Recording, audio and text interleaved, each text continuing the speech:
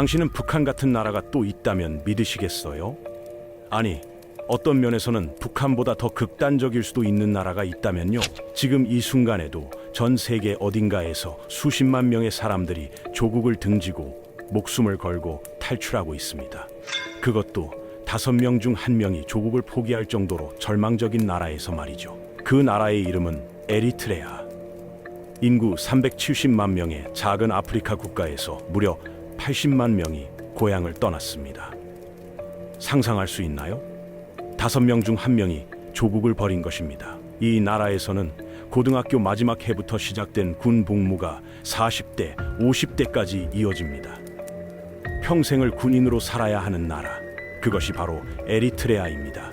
사람들은 이 나라를 아프리카의 북한이라고 부릅니다. 하지만 어떤 면에서는 북한보다 더 극단적일 수도 있습니다. 북한에서는 최소한 군 복무의 기간이 있지만 에리트레아에서는 정말 평생 군인으로 살아야 하니까요. 홍해에 면한 이 작은 나라는 어떻게 이런 극단적인 국가가 되었을까요? 그리고 왜 전 세계에서 가장 빠르게 비어가는 나라가 되었을까요? 오늘은 아프리카의 북한이라 불리는 에리트레아에 대해 이야기해 보겠습니다. 1869년 12월 17일 수에즈 운하가 개통되면서 홍해는 갑자기 세계에서 가장 전략적인 지역 중 하나가 되었습니다. 아프리카 대륙을 돌아가지 않고도 유럽과 아시아를 연결할 수 있게 된 것이죠.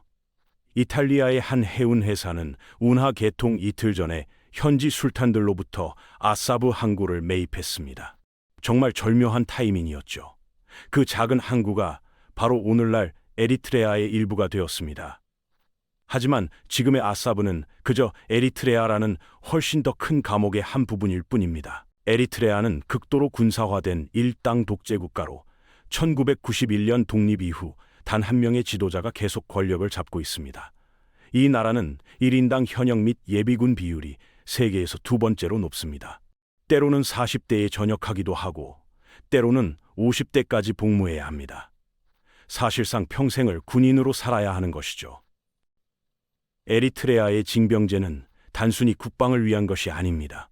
이 나라 정부가 경제를 통제하는 독특한 방식 때문에 징병들은 전쟁을 하지 않을 때에도 나라의 모든 일을 담당합니다. 그들은 건설 현장에서 일하고 공공 서비스를 운영하며 행정 업무를 처리하고 물론 국가를 방어하기도 합니다. 모든 것을 극도로 적은 급여를 받으며 해내야 하고 학대와 가혹한 조건을 견뎌내야 합니다. 이는 본질적으로 거대한 강제 노동 시스템입니다. 그래서 에리트레아가 세계에서 가장 빠르게 비어가는 나라라고 불리는 것도 놀라운 일이 아닙니다. 2023년까지 약 80만 명이 이 나라를 떠났는데 이는 전체 인구 370만 명과 비교했을 때 엄청난 수치입니다. 거의 5명 중 1명이 이 땅에서 태어났지만 고향을 등진 것입니다. 정말 매력적인 나라죠. 그렇지 않나요? 하지만 에리트레아가 정말로 북한과 같은 미친 은둔 왕국일까요? 확실하지 않습니다. 몇 가지 중요한 차이점들이 있거든요. 첫째, 핵무기입니다. 에리트레아는 핵무기 개발 프로그램이 없어서 북한보다 훨씬 덜 위협적입니다. 어느 날 갑자기 군대가 기분 내키면 이웃 나라들을 완전히 파괴할 수 있는 능력은 없죠. 에리트레아를 떠나면 언젠가는 다시 돌아올 수 있습니다. 물론 어려움이 있겠지만요. 반면 북한을 떠나면 그들에게는 죽은 사람 취급을 받습니다. 에리트레아 사람들은 TV와 인터넷을 통해 외부 세계에 더 많이 노출되어 있습니다. 물론 대다수는 아직 접근할 수 없고 정부의 철저한 감시와 규제를 받고 있지만요. 마지막으로 에리트레아인들의 충성심은 특정 가문이 아닌 민족주의적이고 승리한 에리트레아 국가와 군대에 바쳐져야 합니다. 그럼에도 불구하고 많은 유사점들이 있습니다. 아프리카의 북한이라는 별명이 붙은 이유를 보여주는 4가지 주요 유사점을 살펴보겠습니다. 첫째는 군사주의입니다. 저 멋진 퍼레이드를 보세요. 모든 병사들이 하나처럼 행진하고 있습니다. 그들이 무엇을 할 것 같나요? 에티오피아를 침공할까요? 아니면 지부티라도? 확실하지는 않지만 에리트레아가 전쟁으로 만들어진 나라라는 것만은 확실합니다. 이탈리아 시대로 거슬러 올라가 봐도 처음에 이탈리아인들은 이 건조하고 바위투성이인 식민지를 크게 키우려고 하지 않았습니다. 그들은 동아프리카의 비옥한 내륙 산지를 통제하고 싶어 했지만 1890년대에 에티오피아 군대에 패배했습니다. 그들이 에리트레아에서 유지한 땅은 최고의 해안 위치에도 불구하고 그들에게 그다지 흥미롭지 않았습니다. 하지만 정부가 바뀌면서 관심이 다시 돌아왔습니다. 새로운 파시스트 이탈리아는 에티오피아를 재정복하는 것에 집착했고 침공의 출발점이 어디였을까요? 바로 여기 에리트레아였습니다. 갑자기 투자와 보병 그리고 이탈리아인들이 물밀듯이 들어왔습니다. 새로운 이탈리아인들은 도시 인프라와 산업을 건설하기 위해 노동자들을 데려왔습니다. 그래서 아스마라가 지금도 그렇게 이탈리아 같아 보이는 것입니다. 그들은 식민지에 대한 대규모 보조금을 통해 필요한 외국 상품과 식량을 들여왔습니다. 하지만 좀 더 보수적인 성향의 파시스트 이탈리아인들은 새로운 법률도 함께 가져왔습니다. 새로운 이탈리아인들이 건설한 도시들은 처음부터 분리되도록 설계되었습니다. 그들은 에리트레아인들의 교육을 4학년까지만 제한했습니다. 상상해 보세요. 초등학교 4학년이 교육의 끝이었던 것입니다. 이탈리아인들은 에리트레아인들의 황금 작물 농장을 몰수했습니다. 수백 년 동안 가족들이 일궈온 땅을 하루아침에 빼앗아간 것이죠. 그리고 많은 시민들을 징집해서 에티오피아와의 전쟁에 참여하도록 훈련시켰습니다. 당연히 이런 일들이 사람들에게 잘 받아들여질 리가 없었습니다. 하지만 이것이 공통된 적을 통해 하나의 정체성을 만들어냈습니다. 그렇지 않았다면 언어적으로, 종교적으로, 민족적으로, 그리고 지리적으로 다양한 이 나라가 아마 결코 하나로 뭉쳐지지 못했을 것입니다. 흥미롭게도 새롭게 훈련받은 에리트레아 병사들은 이탈리아인들에게 반란을 일으키지 않았습니다.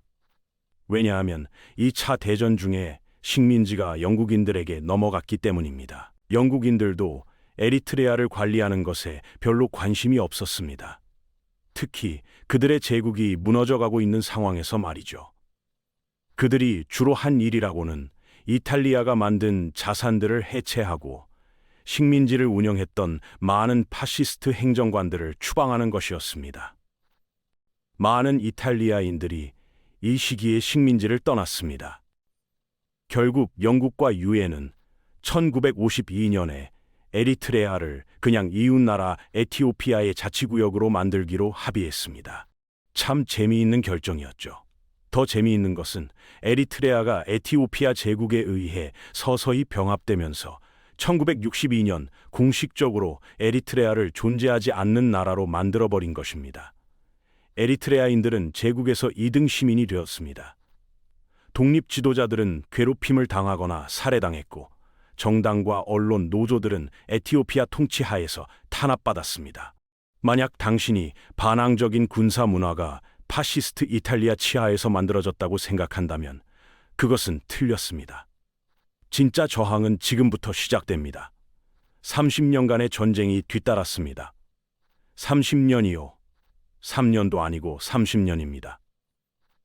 마지막 결정타는 학교에서 더 이상 다수 언어인 티그리냐어를 가르치지 않고 대신 에티오피아 정부의 언어인 암하라어만을 선택한다는 것이었습니다. 저항은 처음에는 무슬림 운동으로 시작되었지만 곧 노동자들에게 퍼졌고 더 나아가 일반적인 민족주의 운동으로 확산되었습니다. 결국 이 운동은 분열되었고 가장 성공적인 후계자가 바로 에리트레아 인민해방전선이었습니다.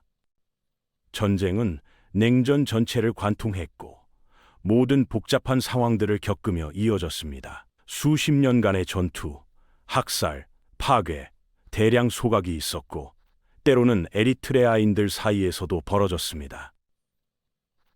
시간이 흐르면서 에리트레아인들은 에티오피아인들이 지쳐갈 정도로 계속해서 싸웠습니다.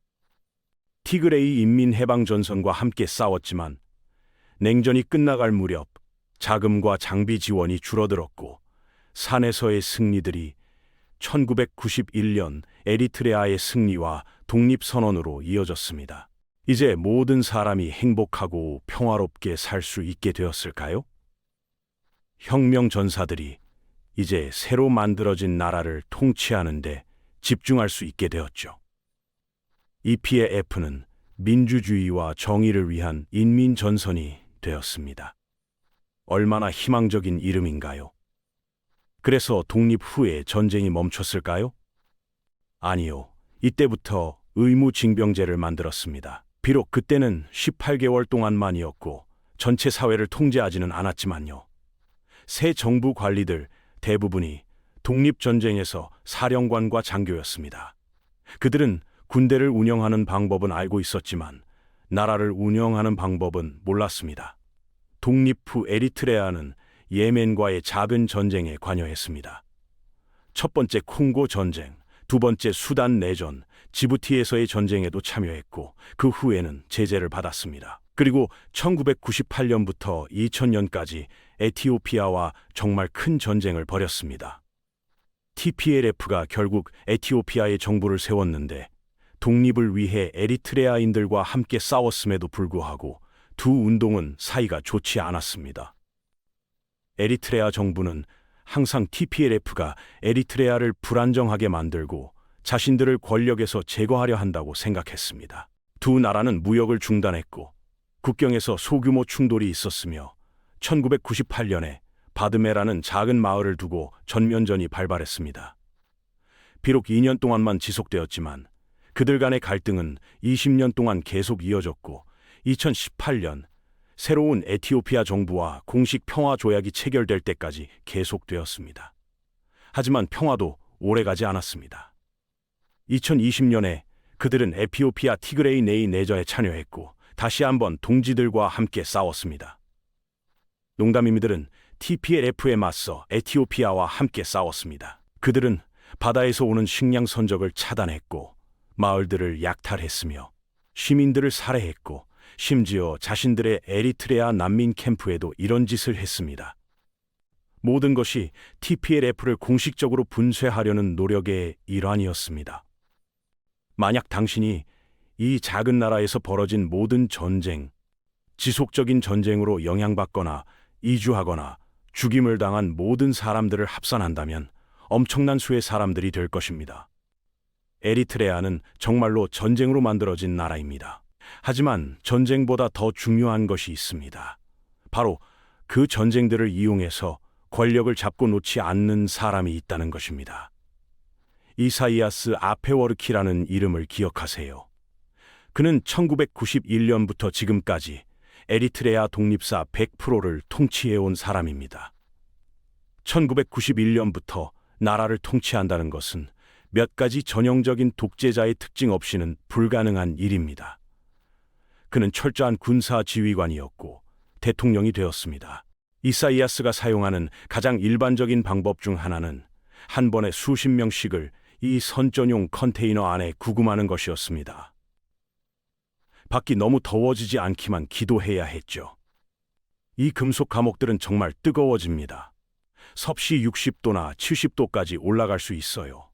그리고 이것은 병사들이 겪는 고문과 학대의 표면적인 부분일 뿐입니다. 아마 이사이아스는 그리 좋은 사람이 아닐 것 같습니다. 만약 합리적인 발전 계획에 대한 모든 희망이 사라진 시점이 있다면 그것은 분명히 1990년이었을 것입니다.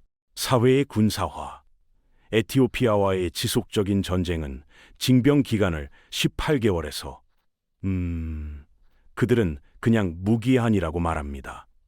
하지만 보통 25년에서 30년 정도의 복무 기간을 말하는 것이죠.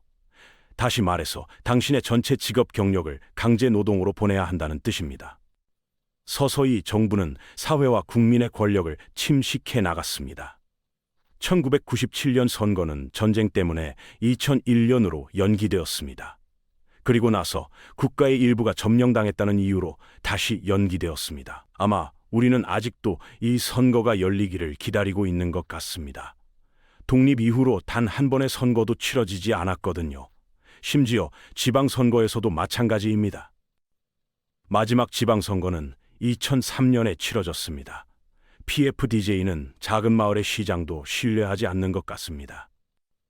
2001년에는 신문들이 폐쇄되었고 당연히 이사이아스에게 도전하는 언론인들은 체포되고 구금된 시민들의 명단에서 높은 순위를 차지했습니다. 그 명단에는 많은 기업가들과 사업주들도 포함되어 있습니다. PFDJ가 소유하고 운영하지 않는 상점을 운영하던 사람들 말이죠.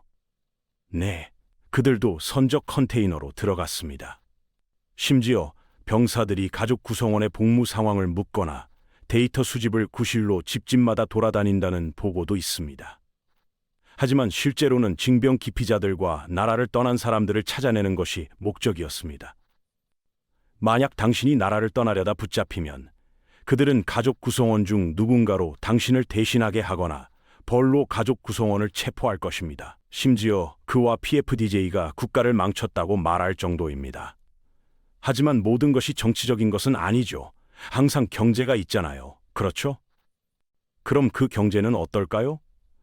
미국이나 유럽, 인도, 심지어 중국과도 조금 다른 방식으로 돌아갑니다.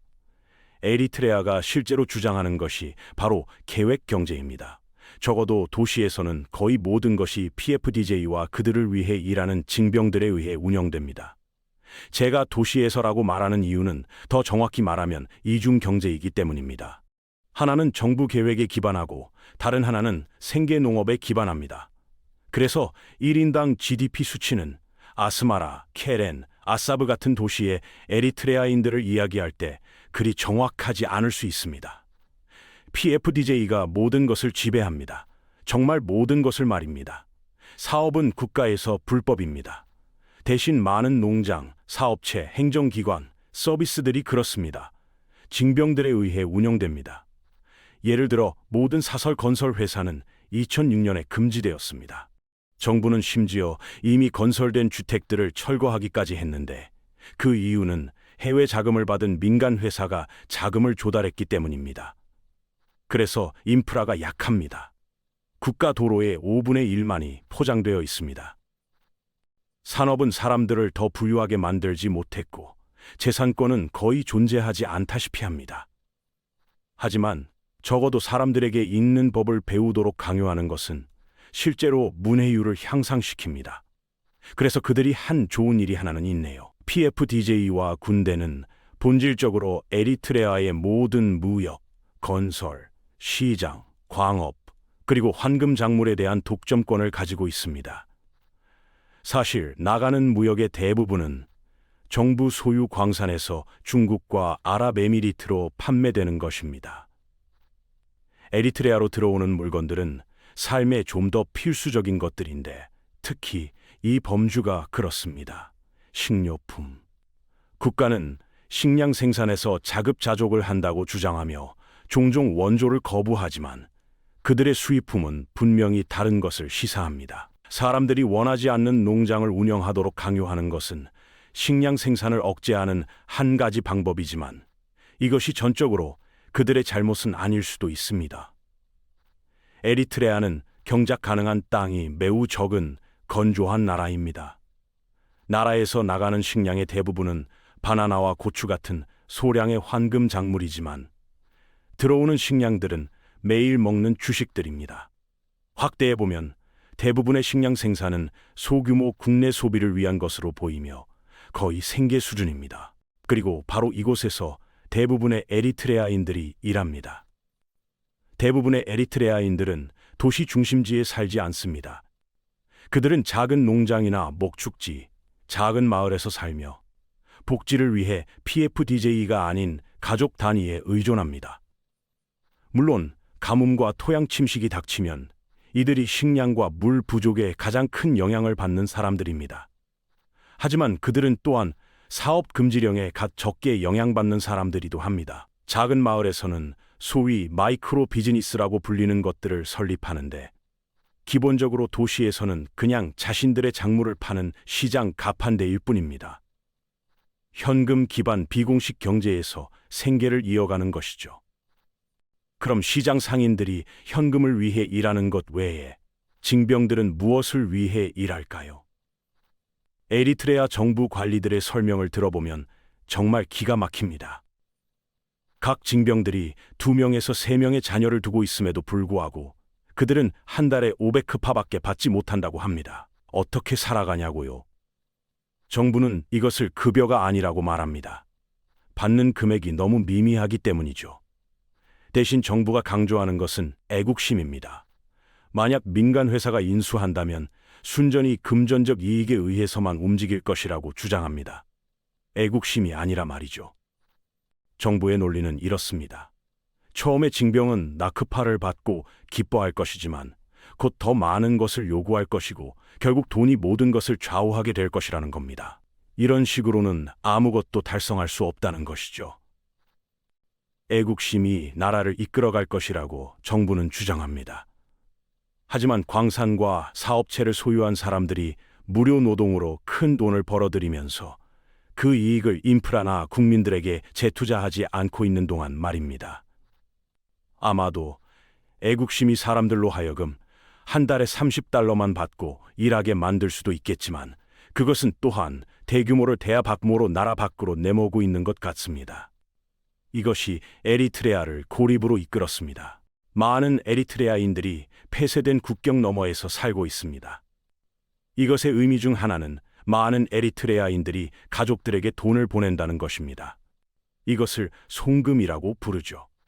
자립을 강조하는 것과는 정반대로 GDP의 약 20%에서 40%가 이런 송금에서 나온다고 추정됩니다. 높은 수준의 빈곤, 거의 급여가 없는 상황, 낮은 외환 보유고, 그리고 식량 안보 불안정이 있는 나라에서 송금은 많은 사람들이 살아남을 수 있게 해주는 방법입니다. 어쩌면 언젠가 자신들도 탈출할 수 있도록 저축을 쌓을 수 있게 해주는 방법이기도 하죠. 하지만 정부는 이것들을 제한하려고 합니다. 가족들은 매달 현금으로 5천 나크파, 약 $330까지만 인출할 수 있습니다. 생존하기에는 그다지 많은 금액이 아닙니다. 그래서 일부에서는 송금이 에리트레아를 발전시키는 데 도움이 되지 않았다고 주장합니다. 송금은 그냥 강제 노동을 기반으로 한 불안정한 경제를 안정화시켰을 뿐이라는 것입니다. 자립을 그토록 주장하는 나라치고는 꽤 아이러니한 상황입니다. 또 다른 아이러니는 해외 거주 세금입니다. 모든 에리트레아 난민은 에리트레아 밖에서 버는 돈의 2%를 에리트레아 정부에 납부해야 합니다. 자국 밖에 거주하는 시민들에게 세금을 부과하는 몇 안 되는 나라 중 하나입니다. 미국을 보고 있는 거예요, 여러분. 난민이 얼마나 많은지를 생각해보면 이것은 정부 수입의 꽤 큰 부분이 될 것입니다. 하지만 정부는 자신들의 수입이나 예산을 공개하지 않습니다. HDRI 신탁기금이 모든 국영기업을 통제하고 있지만 외부 감시는 허용되지 않습니다. 재정부조차도 돈이 어디로 가는지 모릅니다.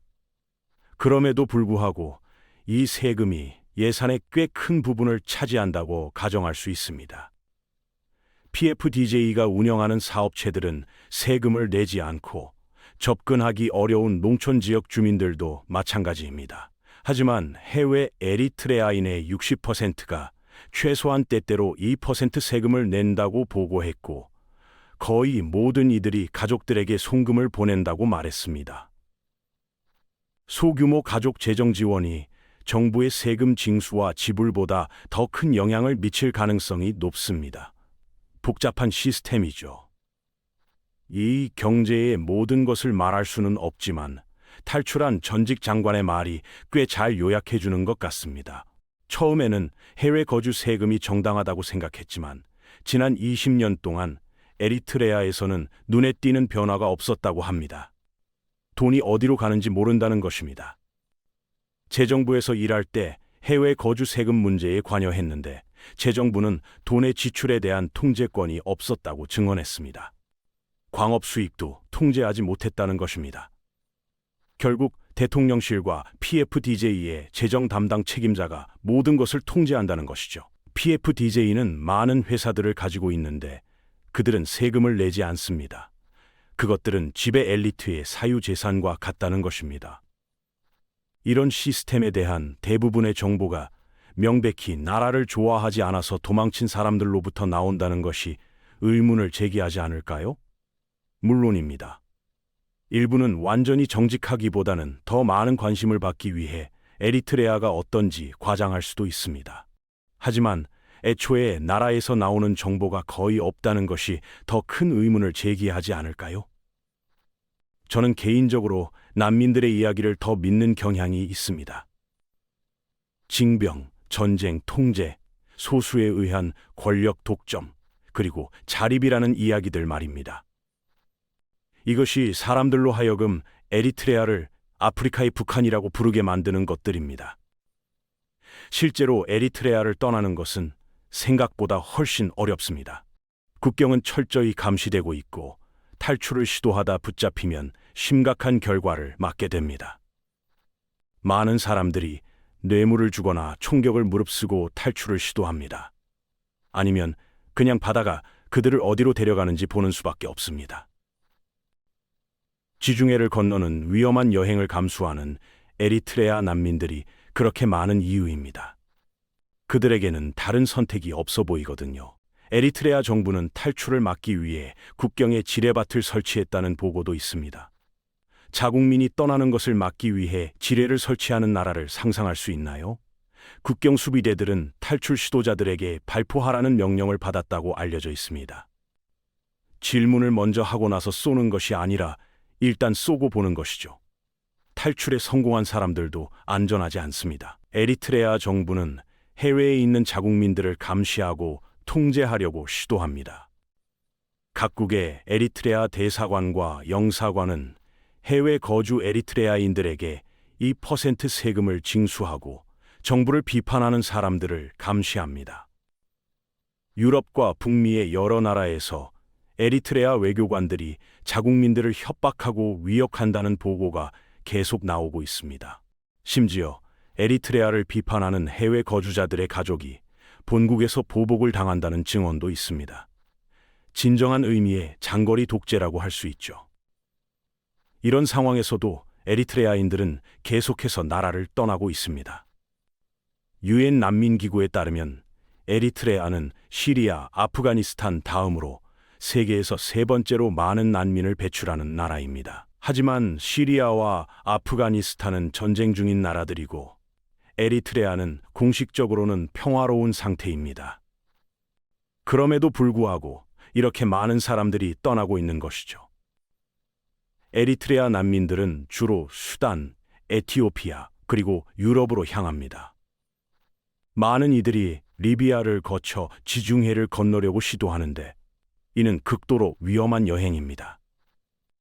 지중해에서 목숨을 잃는 난민들 중 상당수가 에리트레아 출신입니다. 그들이 감수하려는 위험의 정도를 보면 고국에서 얼마나 절망적인 상황에 있었는지 짐작할 수 있습니다.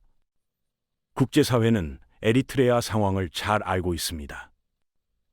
유엔은 여러 차례 에리트레아에 대한 제재를 가했고 인권 상황에 대한 우려를 표명해 왔습니다. 하지만 에리트레아 정부는 이런 국제적 압력에 전혀 굴복하지 않습니다. 오히려 더욱 고립을 자초하며 자립을 강조하고 있습니다. 이제 정말로 에리트레아가 아프리카의 북한인지 자세히 비교해 보겠습니다. 두 나라 모두 세계에서 가장 폐쇄적이고 억압적인 국가로 여겨지지만 그 방식에는 중요한 차이점들이 있습니다. 먼저 가장 명확한 차이점은 핵무기입니다. 북한은 핵무기를 보유하고 있어 전 세계에 실질적인 위협이 되고 있습니다. 반면 에리트레아는 핵무기 개발 프로그램이 없습니다. 북한의 김정은은 언제든지 핵미사일 발사 버튼을 누를 수 있다고 위협할 수 있지만 에리트레아의 이사이아스는 그런 카드가 없습니다. 이것이 국제 정치에서 두 나라가 받는 관심도의 차이를 만들어냅니다. 하지만 국민들의 삶의 질 면에서는 어떨까요? 북한은 적어도 군 복무의 기간이 있습니다. 남성은 봉 10년, 여성은 7년 정도죠. 길긴 하지만 그래도 언젠가는 끝이 납니다. 에리트레아는 다릅니다. 고등학교 마지막 해부터 시작되는 군 복무가 사실상 평생 지속됩니다. 40대, 50대까지도 복무해야 할 수 있죠. 이런 면에서는 에리트레아가 더 극단적일 수 있습니다. 정보 통제 면에서는 어떨까요? 북한은 인터넷이 거의 완전히 차단되어 있고 외부 방송을 듣다 걸리면 처형당할 수도 있습니다. 에리트레아도 인터넷과 미디어가 엄격히 통제되지만 북한만큼 완전히 차단되지는 않았습니다. 그렇다고 에리트레아가 언론의 자유가 있다는 뜻은 아닙니다. 2001년 이후 모든 독립 언론이 폐쇄되었고 기자들은 감옥에 갇혀 있습니다. 하지만 일부 에리트레아인들은 여전히 위성 TV를 통해 외부 방송을 시청할 수 있습니다. 탈출의 가능성도 차이가 있습니다. 북한을 탈출하면 돌아갈 수 없습니다. 북한 정부에게 그들은 죽은 사람 취급을 받죠. 에리트레아를 떠난 사람들은 이론적으로는 돌아갈 수 있습니다. 물론 실제로는 매우 어렵고 위험하지만요. 하지만 두 나라의 유사점은 정말 놀랍도록 많습니다. 우선 둘 다 1인 독재 체제입니다. 김정은은 할아버지와 아버지로부터 권력을 물려받았고 이사이아스는 1991년부터 지금까지 계속 권력을 잡고 있습니다. 두 나라 모두 자립, 자주를 강조합니다. 북한의 주체 사상과 에리트레아의 자립 정신은 본질적으로 같은 것이죠. 외부 세계를 적대시하고 모든 문제를 외부 세력 탓으로 돌립니다. 군사주의도 마찬가지입니다. 북한은 선군 정치를 표방하며 군대를 국가 운영의 중심에 두고 있습니다. 에리트레아도 모든 국민이 군인이 되어야 하는 시스템으로 운영되고 있죠. 두 나라 모두 개인 숭배가 강합니다. 북한에서는 김일성 가족을 신격화하고 에리트레아에서는 이사이아스를 영웅화합니다. 둘 다 지도자에 대한 비판은 절대 용납되지 않습니다. 경제 시스템도 유사합니다. 북한의 계획 경제와 에리트리아의 PFDJ 중심 경제는 모두 국가가 모든 것을 통제하는 방식입니다. 사유재산이나 자유시장은 거의 존재하지 않죠. 강제 노동도 공통점입니다. 북한의 관리소와 에리트레아의 징병제는 모두 국민을 무료로 부려먹는 시스템입니다. 두 나라 모두 이것을 애국심이나 혁명 정신으로 포장하고 있죠. 국제적 고립도 마찬가지입니다. 북한은 중국을 제외하면 거의 모든 나라와 적대적 관계를 유지하고 있습니다. 에리트리아도 이웃 나라들과 계속 분쟁을 벌이며 국제사회로부터 고립되어 있습니다. 유엔 제재를 받는 것도 공통점입니다.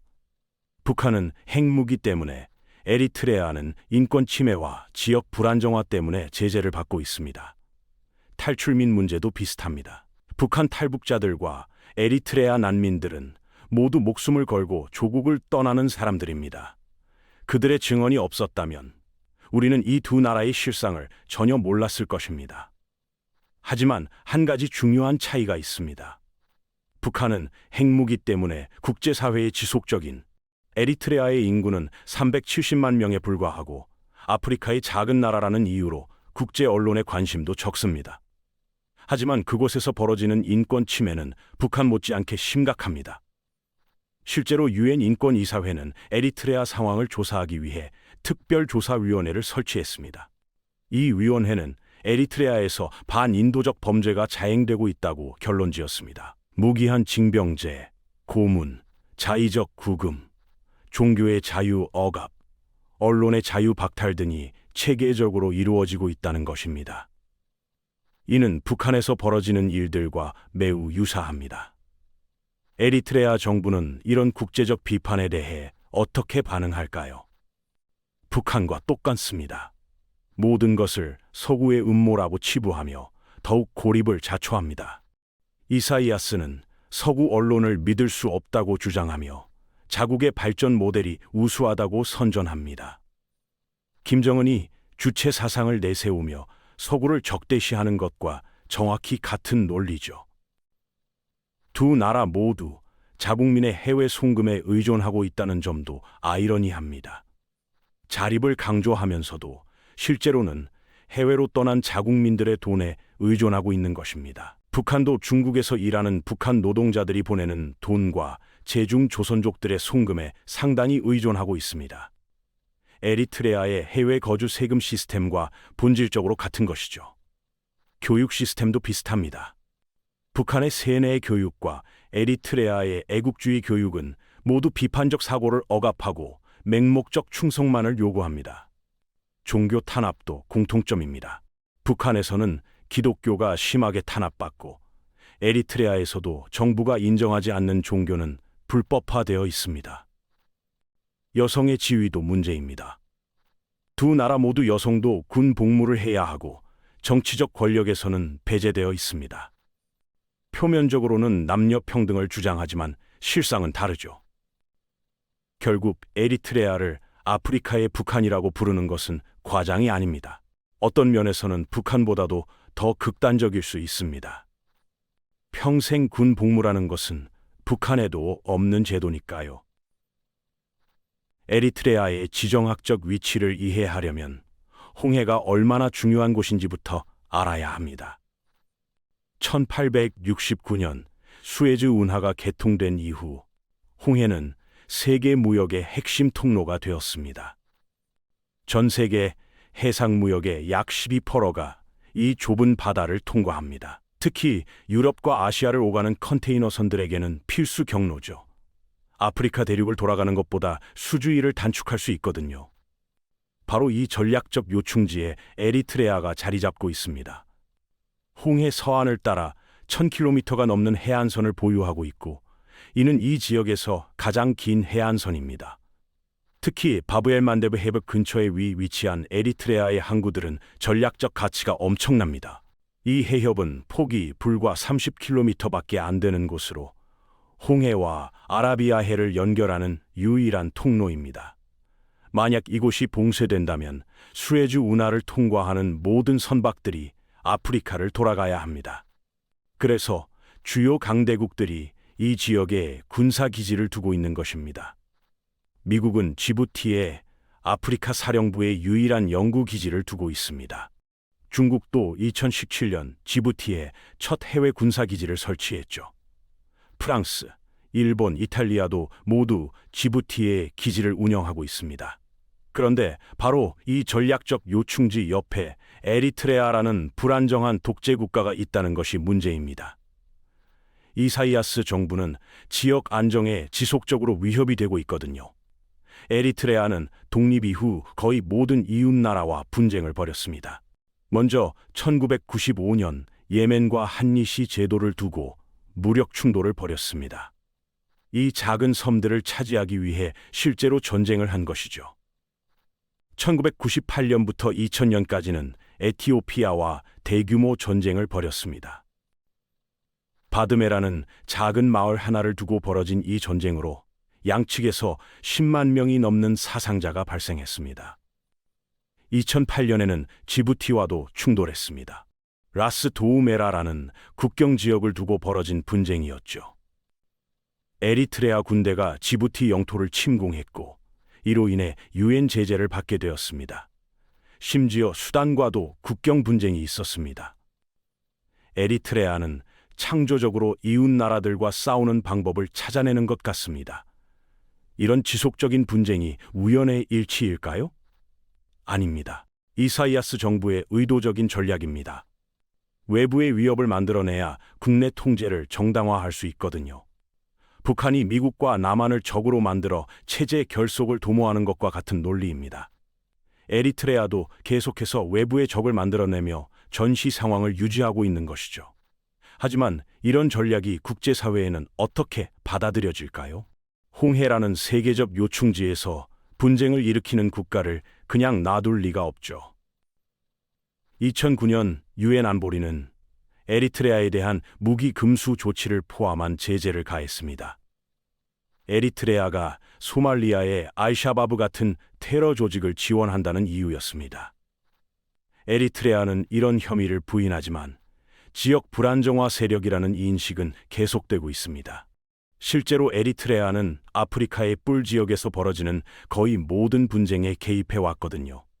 수단 내전에도 개입했고 소말리아 사태에도 발을 담갔습니다. 2020년 에티오피아 티그레이 전쟁에도 직접 참여했죠. 평화로운 이웃이 되려는 의지가 전혀 보이지 않습니다. 이런 상황에서 중국의 등장은 흥미로운 변수입니다. 중국은 아프리카 전역에서 1대1로 정책을 추진하고 있고 에리트레아도 예외가 아닙니다. 중국은 에리트레아의 주요 무역 파트너가 되었습니다. 에리트레아가 수출하는 광물의 대부분이 중국으로 향합니다. 구리, 아연, 금 등이 주요 수출품이죠. 또한 중국 기업들이 에리트레아의 인프라 건설에 참여하고 있습니다. 도로, 병원, 학교 건설 프로젝트에 중국 자본이 들어가고 있어요. 하지만 이것이 순순히 경제적 협력일까요? 중국의 의도를 더 깊이 살펴볼 필요가 있습니다. 중국은 홍해 연안에서의 영향력 확대를 원하고 있거든요. 중국은 이미 지부티에 군사기지를 두고 있지만 에리트레아까지 영향권에 두면 홍해 서안 전체를 통제할 수 있게 됩니다. 이는 미국과의 지정학적 경쟁에서 큰 장점이 되죠. 에리트레아 정부도 중국과의 관계를 적극 활용하고 있습니다. 서구의 제재와 고립 속에서 중국은 거의 유일한 경제적 파트너입니다. 하지만 이런 관계가 에리트레아 국민들에게는 어떤 의미일까요? 중국의 투자가 들어와도 그 혜택은 PFDJ와 이사이아스 정권으로만 돌아갑니다. 중국 기업들도 에리트레아의 강제 노동 시스템을 이용하고 있다는 의혹이 있습니다. 중국이 건설하는 인프라 프로젝트에 징병들이 투입되고 있거든요. 이는 중국이 표면적으로는 내정 불간섭을 주장하면서도 실제로는 억압적 정권을 지원하고 있다는 비판을 받는 이유입니다. 러시아도 에리트레아와의 관계를 강화하고 있습니다. 2023년에는 러시아 외무장관이 에리트레아를 방문하기도 했죠. 서구와 대립하는 국가들끼리의 연대인 셈입니다. 이런 국제적 지원이 있기 때문에 에리트레아 정권이 버틸 수 있는 것일지도 모릅니다. 만약 완전히 고립되었다면 벌써 붕괴했을 수도 있거든요. 하지만 지정학적 중요성이 오히려 에리트레아의 독재를 연장시키고 있다는 아이러니가 있습니다. 강대국들은 안정보다는 자신들의 이익을 우선시하고 있어요. 미국은 지부티 기지를 통해 홍해를 감시하고 있지만 에리트레아 문제에는 적극적으로 개입하지 않고 있습니다. 중국과 러시아가 에리트레아를 지원하는 것을 견제하는 수준에 그치고 있죠. 유럽연합도 마찬가지입니다. 에리트레아 난민 문제로 골머리를 앓고 있으면서도 근본적인 해결책을 찾으려는 노력은 부족합니다. 결국 에리트레아 국민들만 희생양이 되고 있는 상황입니다. 지정학적 게임의 말이 되어버린 것이죠. 에리트레아의 독재 체제가 가장 심각하게 파괴한 것은 무엇일까요? 바로 사회 구조 자체입니다. 30년이 넘는 억압 통치가 에리트레아 사회의 근간을 뿌리째 흔들어 놓았거든요. 가장 먼저 파괴된 것은 가족입니다. 무기한 징병제 때문에 가족들이 흩어져 살아야 합니다. 아버지는 군대에, 어머니도 군대에, 자녀들은 할머니, 할아버지와 함께 남겨지는 경우가 부지기수입니다. 심지어 결혼한 부부도 함께 살 수 없는 경우가 많습니다. 군 복무 중인 사람들은 가족과 떨어져 지내야 하거든요. 이런 상황이 수십 년간 지속되면서 에리트레아의 전통적인 가족 구조가 무너졌습니다. 아이들은 부모 없이 자라야 합니다. 할머니나 할아버지, 때로는 친척들이 키우죠. 하지만 이들도 언제 징집될지 모르는 상황입니다. 안정적인 양육 환경이라고 할 수 없는 것이죠. 교육 시스템은 어떨까요? 표면적으로는 문해율이 향상되었다고 하지만 실제 교육의 질은 형편없습니다. 고등학교 마지막 해가 되면 모든 학생들이 사화 캠프로 보내집니다.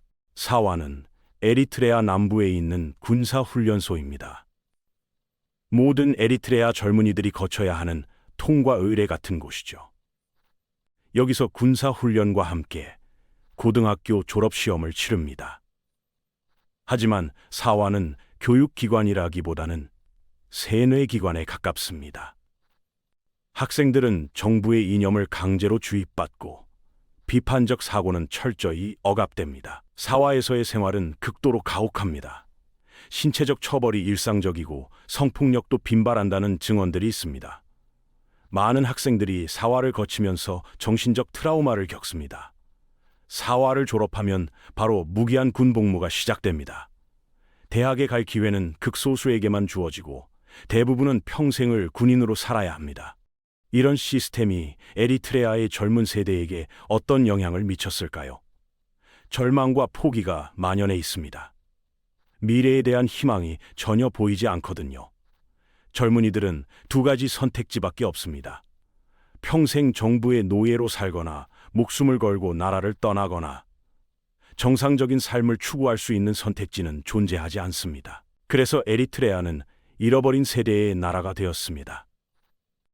1990년대 이후 태어난 세대들은 정상적인 청춘을 보낼 기회를 박탈당했습니다.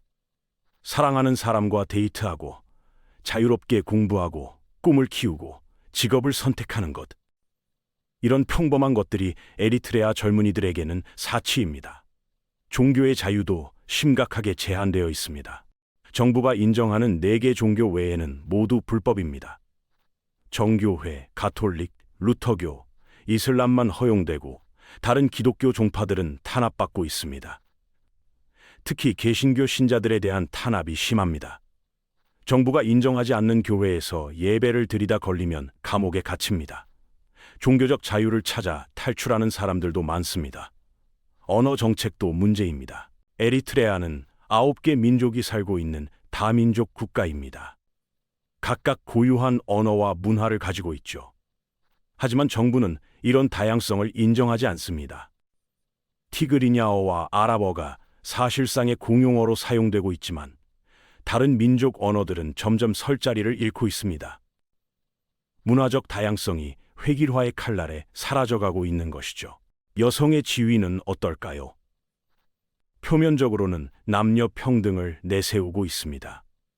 여성도 군 복무를 해야 하고 정부 기관에서 일하기도 합니다. 하지만 실제로는 여성들이 더 큰 고통을 받고 있습니다. 군대 내에서의 성폭력이 만연하고 원치 않는 임신을 하는 경우도 많습니다. 하지만 이에 대한 보호 장치는 전혀 없습니다. 여성 징병들은 남성들과 같은 노동을 해야 하면서도 추가로 성적 착취의 위험까지 감수해야 합니다. 많은 여성들이 이런 현실을 피해 나라를 떠나고 있습니다. 문화와 예술 분야는 어떨까요? 에리트레아는 원래 풍부한 문화적 전통을 가진 나라였습니다. 다양한 민족들의 음악, 춤, 공예품들이 있었죠. 하지만 지금은 모든 문화적 표현이 정부의 검열을 받아야 합니다. 정부를 찬양하는 내용이 아니면 금지됩니다. 자유로운 예술적 표현은 사실상 불가능한 상태입니다. 많은 예술가들이 나라를 떠났습니다. 해외에서 에리트레아의 진정한 문화를 보존하려고 노력하고 있지만 본토에서는 문화적 창조력이 메말라가고 있습니다. 스포츠 분야에서도 마찬가지입니다. 에리트레아는 사이클링과 장거리 달리기에서 재능 있는 선수들을 많이 배출했습니다. 하지만 이들 중 상당수가 국제대회 출전을 기회로 망명하고 있습니다. 2015년 아시안게임에 참가했던 에리트레아 축구 국가대표팀 선수 17명 중 10명이 한국에서 망명을 신청했습니다. 자국을 대표해서 나온 선수들이 조국으로 돌아가지 않은 것이죠. 이런 일들이 반복되면서 에리트레아 정부는 선수들의 해외 출전을 극도로 제한하고 있습니다. 스포츠를 통한 국제 교류마저 차단하고 있는 것입니다. 의료 시스템은 어떨까요? 에리트레아의 의료 인프라는 매우 열악합니다. 의사와 간호사들도 징병의 대상이 되어서 제대로 된 의료 서비스를 받기 어렵습니다. 많은 의료진들이 나라를 떠났습니다. 해외에서 더 나은 조건으로 일할 수 있고 무엇보다 자유롭게 살 수 있기 때문입니다. 이로 인해 에리트레아는 심각한 의료진 부족에 시달리고 있습니다. 농업 부문도 마찬가지입니다. 농민들도 징병의 대상이 되면서 농업 생산성이 크게 떨어졌습니다. 전통적인 농업 기술과 지식이 다음 세대로 전수되지 못하고 있습니다. 이 모든 것들이 합쳐져서 에리트레아 사회 전체가 붕괴 직전에 있습니다. 사회의 모든 영역에서 인재들이 빠져나가고 남아있는 사람들은 절망에 빠져 있습니다. 가장 비극적인 것은 이런 상황이 30년 넘게 지속되고 있다는 것입니다. 이미 한 세대 전체가 희생되었고 다음 세대도 같은 운명에 처해 있습니다. 에리트레아의 미래는 과연 있을까요? 현재의 체제가 지속되는 한 희망을 찾기는 어려워 보입니다. 변화가 일어나려면 근본적인 체제 변화가 필요한 상황입니다. 그렇다면 에리트레아에게 희망은 정말 없는 걸까요? 이 질문에 답하기 위해서는 먼저 현재 상황이 얼마나 지속 가능한지 살펴봐야 합니다. 이사이아스 아페워르키는 이제 78세입니다. 1991년부터 권력을 잡고 있으니 벌써 33년째 통치하고 있는 셈이죠.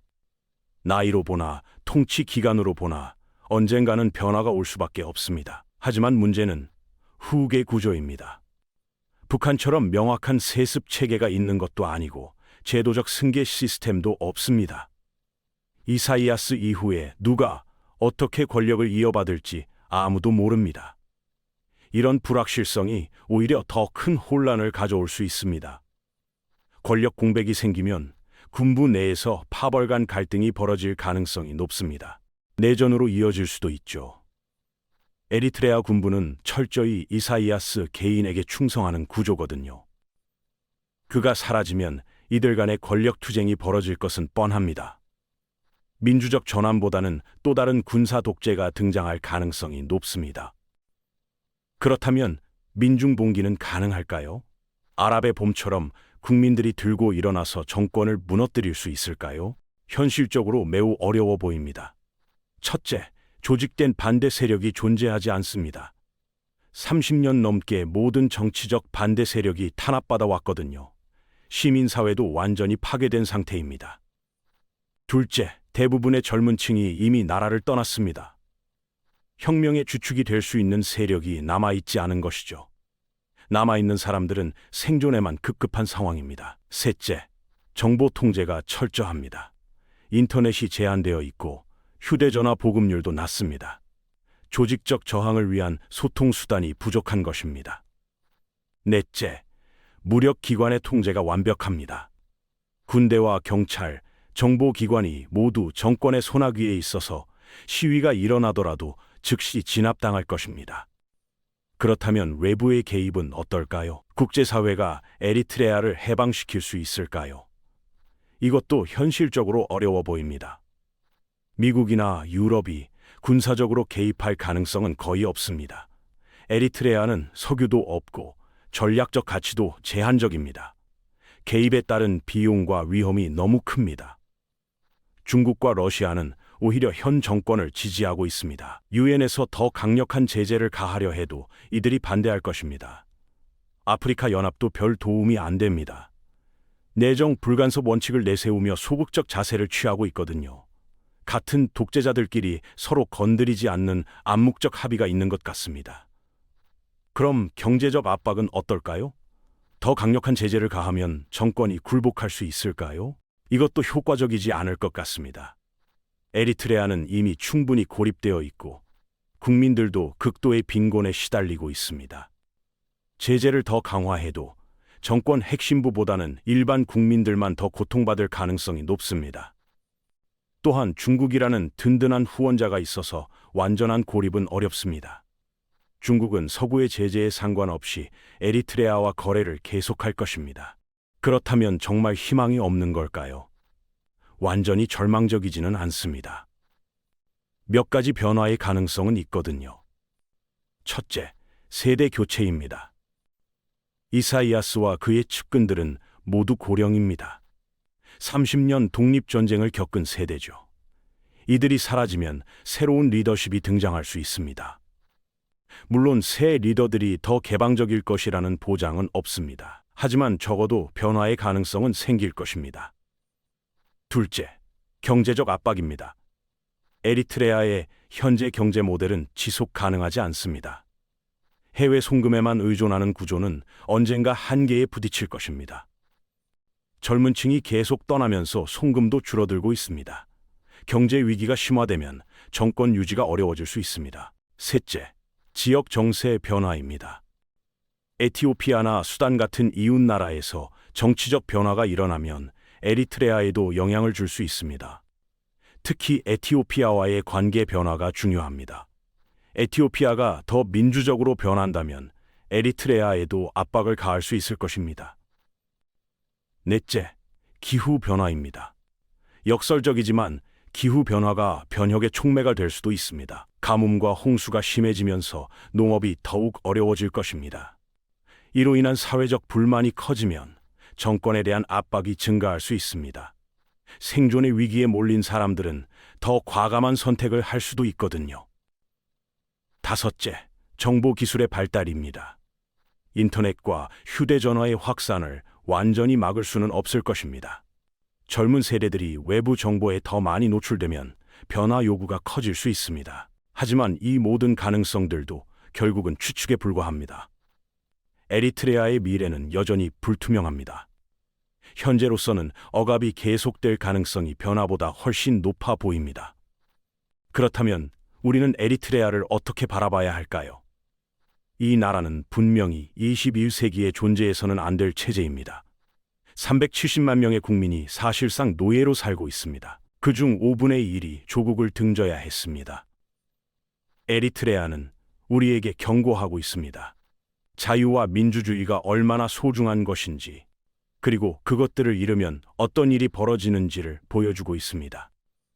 또한 국제사회의 무관심이 얼마나 위험한 결과를 낳을 수 있는지도 보여줍니다. 북한은 핵무기 때문에 전 세계의 주목을 받지만 에리트레아는 상대적으로 잊혀져 있습니다. 하지만 그곳에서 벌어지는 인권 침해는 북한 못지않게 심각합니다. 어쩌면 일부 측면에서는 더 극단적일 수도 있습니다. 평생 군 복무라는 것은 북한에도 없는 제도니까요. 에리트레아 국민들의 고통은 우리가 무관심으로 일관할 문제가 아닙니다. 그들도 자유롭게 살 권리가 있고, 꿈을 꿀 권리가 있고, 행복을 추구할 권리가 있습니다. 언젠가는 변화가 올 것입니다. 역사상 영원한 독재는 없었거든요. 문제는 그 변화가 언제 올지, 그리고 그때까지 얼마나 많은 사람들이 희생될지입니다. 에리트레아 이야기는 여기서 끝나지 않습니다. 지금도 그곳에서는 수백만 명의 사람들이 절망적인 하루하루를 견뎌내고 있고, 세계 곳곳에서는 에리트레아 난민들이 새로운 삶을 찾기 위해 고군분투하고 있습니다. 우리가 이 이야기를 기억해야 하는 이유입니다. 망각은 독재자들의 가장 큰 동맹이거든요. 에리트레아, 아프리카의 북한. 자유를 갈망하는 사람들이 있는 한 그들의 이야기는 계속될 것입니다.